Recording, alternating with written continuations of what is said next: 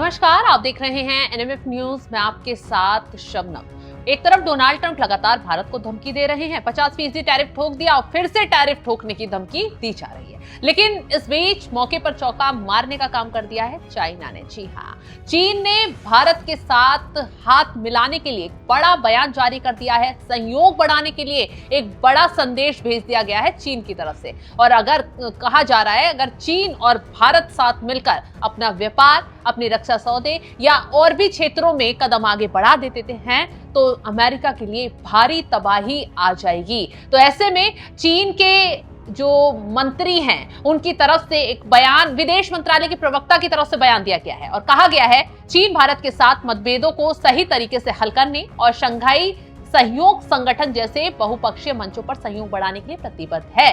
मतलब कि जो विवाद सीमा का चल रहा था उसको खत्म करने के लिए भी कदम आगे बढ़ा रहा है चीन, और भारत जो शर्तें रखेगा शायद हो सकता है उस पर बातचीत के लिए भी कदम आगे बढ़ा जाए। एक बात आपको बता दें कि प्रधानमंत्री मोदी एससीओ समिट में चाइना जा सकते हैं और इस दौरान शी जिनपिंग से उनकी मुलाकात हो सकती है। और ऐसे में ये मुलाकात कहीं ना कहीं डोनाल्ड ट्रंप की जमीन हिलाकर रख देगी। जो टैरिफ बम फोड़कर भारत को डराने की कोशिश कर रहे थे, अब उनका डर और घबराहट लगातार अभिषेक बढ़ती जा रही है। बिल्कुल, चाइना के साथ जिस तरीके से अब ट्रंप के टैरिफ के बाद भारत के रिश्ते सुधर रहे हैं वो तो एक अलग मसला है। लेकिन आप उससे पहले एक बात समझ लीजिए कि जिस तरीके से टैरिफ भारत के ऊपर अमेरिका ने लगाए हैं उसकी जीडीपी पर हर साल 106 अरब डॉलर का फर्क पड़ने वाला है, ऐसा विश्लेषणकर्ताओं का कहना है। अब समझिए, थोड़ा सा पीछे चलिए। 2024 का जो ब्रिक्स सम्मेलन हुआ था, रूस के कजान शहर में वो हुआ था। पुतिन मौजूद थे, जिनपिंग मौजूद थे और प्रधानमंत्री मोदी भी वहां मौजूद थे। पुतिन ने दोनों की मुलाकात करवाई, बातचीत करवाई, दोनों का शेक हैंड हुआ और उसके बाद से ही भारत और चीन के जो रिश्ते हैं वो लगातार, जो उनके ऊपर बर्फ जमी थी वो लगातार पिघल रही है। गलवान की अगर बात करें, गलवान मतलब जो ट्रिगर पॉइंट रहा जहां से दोनों देशों के रिश्ते खराब होने शुरू हुए, आरआईसी की जो बैठकें होती थी वो जहां से बंद होना शुरू हुई, डोकलाम की बात कर लें या फिर गलवान की बात कर लें, दोनों देशों की सेनाएं अपनी जो उसकी पहली स्थिति थी गलवान से झड़प से पहले जहां वो मौजूद थी वहां पहुंच गई। उसके बाद जब ऑपरेशन सिंदूर भारत ने किया, पहलगाम अटैक देखिए जब भारत के ऊपर हुआ तो चीन लगातार खुलकर पाकिस्तान के समर्थन में था। उसने अपनी PL-15 मिसाइलें पाकिस्तान को दी।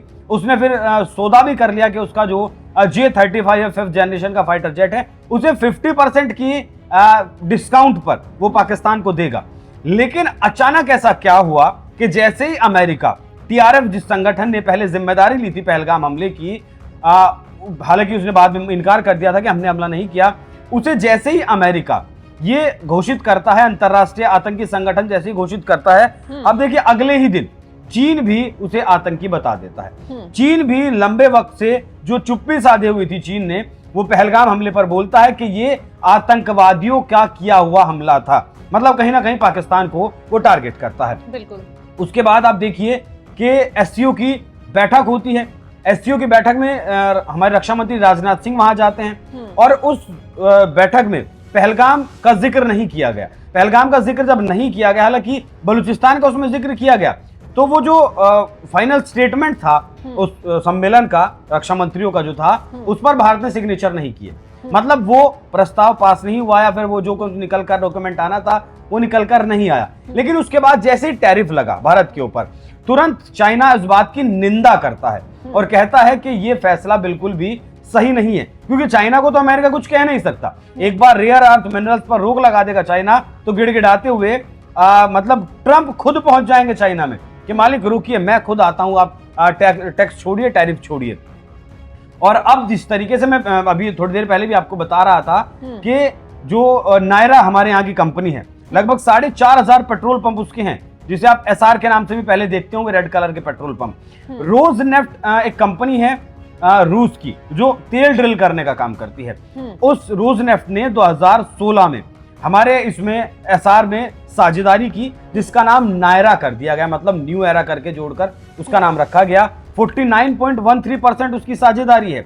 और देखिए जो शिप्स होते थे वो रशिया के हुआ करते थे, उन शिप से तेल आया करता था जामनगर, वहां रिफाइन होकर वो आगे यूरोप चलाया जाया करता था और यूरोप को इस बात का पता था। लेकिन उसके बावजूद भी अब जैसे ही अमेरिका की मार पड़ी यूरोप के ऊपर, तो भारत के ऊपर भी उन्होंने बैन लगा दिया कि इस कंपनी का हम तेल नहीं खरीदेंगे क्योंकि यहाँ रशिया का तेल मिलता है। उस तेल को चाइना ने खरीदने का काम किया शबनम। वो जो डीजल का शिपमेंट था जो यूरोप जाना था, उस तेल को चाइना ने अपने यहाँ मंगाया है, क्योंकि चाइना दुनिया का सबसे बड़ा तेल खरीदने वाला देश है, और वो तो खरीदा ही खरीदा। भारत दुनिया का सबसे बड़ा यूरिया खरीदने वाला देश है, हम सबसे ज्यादा यूरिया खरीदते हैं।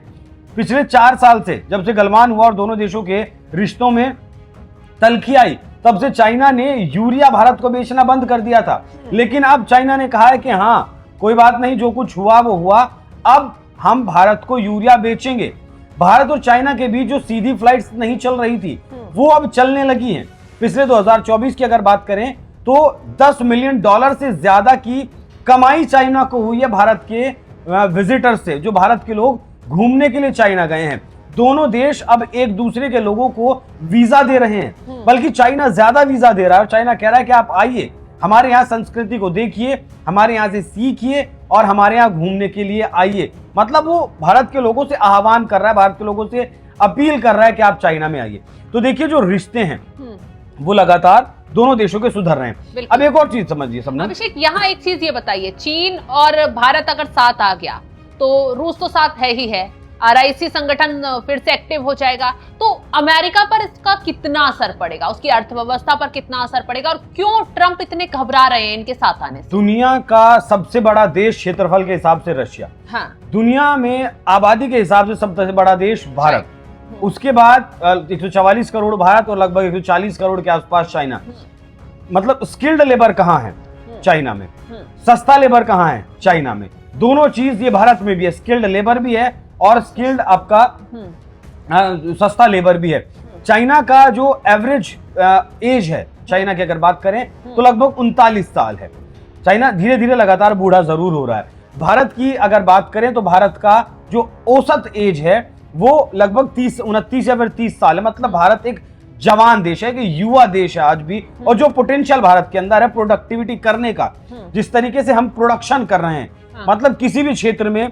अब प्रधानमंत्री का ही लगा लीजिए, जो आज उन्होंने एग्जांपल दिया कि हम पहले खिलौने भी एक्सपोर्ट करते थे, और जैसे मैंने मन की बात में कहा तो हम खिलौने, अब मतलब खिलौने भी हम खरीदा करते थे दूसरे देशों से, आज हम खिलौने बेचने लगे हैं। ऑटोमोबाइल सेक्टर में $35 बिलियन का हम ऑटोमोबाइल सेक्टर बेचते हैं, सामान बेचते हैं, बल्कि हथियार हम बेचने लगे 50,000 करोड़ का।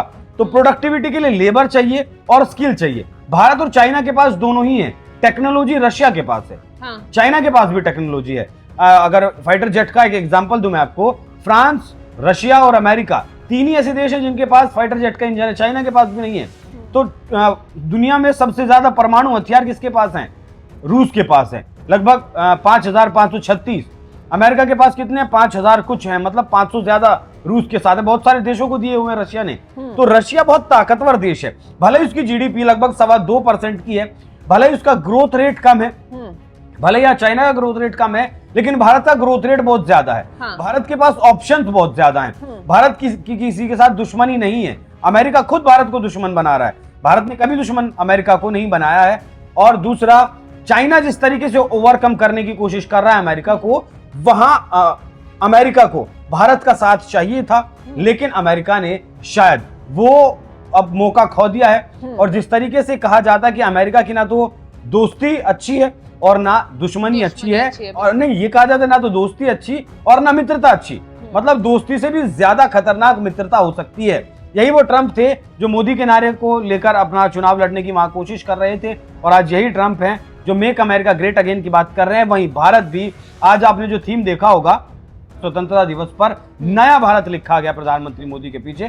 तो भारत भी अब मेक इंडिया ग्रेट अगेन पर काम करेगा। आप मेगा पर काम करेंगे तो हम मीगा पर काम कर रहे हैं। और जो जिस मेक इन इंडिया से ट्रंप को तकलीफ है, उस मेक इन इंडिया को प्रधानमंत्री मोदी, मुझे लगता है कि अब दिन दोगुनी और रात चौगुनी तेजी से आगे लेकर जाए। बिल्कुल आपने सही कहा कि प्रधानमंत्री मोदी ने ये लाल किले की प्राचीर से खड़े होकर भी कह दिया है कि मेक इन इंडिया पर फोकस करना होगा, अर्थव्यवस्था को मजबूत करने के लिए हमें आगे बढ़ना होगा। और चाहे कितनी भी मुसीबत आए, चाहे कोई टैरिफ ठोक दे, चाहे कोई और बार से हमें झुकाने की कोशिश करे, आपको आगे बढ़ना है, झुकना नहीं है, परिस्थितियों से लड़ना है। घबराना नहीं है। और इसी के साथ अब बड़ी खबर चाइना से आ गई है। स्वतंत्रता दिवस के मौके पर चीन से बड़ी खबर और बड़ी राहत वाली खबर भारत के लिए आई है कि चीन ने रिश्ते सुधारने के लिए भारत से सीधा सीधा बातचीत के लिए बात कह दी है। विदेशी मंत्रालय के प्रवक्ता का बयान सामने आ गया है कि भारत से वो बातचीत आगे बढ़ाने के लिए प्रतिबद्ध है। अब देखना यह होगा कि प्रधानमंत्री मोदी अगर एससीओ समिट में जाते हैं, क्या शी जिनपिंग से मुलाकात करते हैं और ये मुलाकात क्या चीन और भारत के रिश्ते सुधारने की दिशा में एक बड़ा कदम होगी, और क्या इससे डोनाल्ड ट्रंप जो बहुत ज्यादा अभी टैरिफ बॉम्ब लेकर फुदक रहे हैं उन पर सीधा वार होगी। क्योंकि अगर बात करें भारत के चीन के साथ संबंध बेहतर होते हैं, समझौते बढ़ने से अमेरिका पर कई तरह के प्रभाव पड़ सकते हैं, भू राजनीतिक चिंताएं बढ़ेंगी, क्योंकि भारत के जरिए चीन को घेरने की कोशिश ट्रंप करते थे, लेकिन वही भारत चीन के साथ चला जाएगा तो जाहिर सी बात है ट्रंप की रणनीति पूरी तरह से फेल हो जाएगी। आर्थिक और व्यापारिक प्रभाव पड़ेगा। भारत हो सकता है अमेरिका से अपना जो जितना भी व्यापार है वो खींचकर चीन के साथ जोड़ ले, और चीन के साथ जोड़ना यानी दोनों देशों की मजबूत से अर्थव्यवस्था आगे बढ़ना और अमेरिका की अर्थव्यवस्था डगमगाना, ये जाहिर सी बात है देखने को मिल सकता है। फिलहाल जो जानकारी हमने आपके साथ साझा की है उसको लेकर आप क्या राय रखते हैं कमेंट बॉक्स में जरूर बताइएगा, और तमाम बड़ी खबरों की अपडेट के लिए आप हमारे साथ जुड़े रहें। नमस्कार।